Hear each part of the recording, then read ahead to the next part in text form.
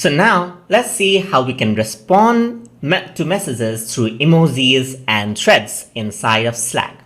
So over here, especially when you're working with a public channel like general and there are a lot of people and you want to reply to a specific message. So let's say there are a lot of messages right here and you want to reply to this message in specific. What you can do is you can add a reaction right there. You can go around and start a thread just like this. So there are two ways to acknowledge that particular message. So one of the common ways is to add a reaction. Let's say, for example, you can go over here and then you can have, let's say, for example, a tick mark right over here. So now what happens is that an emoji has been added.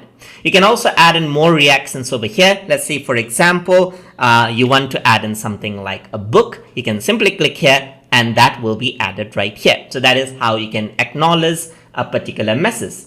If you want to be more specific and then add in and start a separate conversation regarding that particular message, you can go over here and click on reply in thread. So what happens is that a separate thread is opened out, and if you were to go around here and say hello there and click on send, you got all the formatting options as well. Hit send. What happens is that the other person will be notified of the message and you'll be able to communicate on that particular thread. So what happens is that now they know that you replied on to that particular thread right there.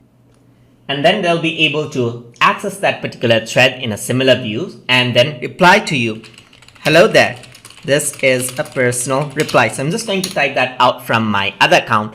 And then over here, you can see that there's replies and you can see that over here as well. So here you can see that there's replies. So if you were to click on that, then this thread pops up. If you want the thread to be sent to general as well, you can simply go over here and say hi. And what happens is that now it says reply to thread hi and it gets posted in the overall group as well. So if you want the reply to be seen by everyone, you can do that as well.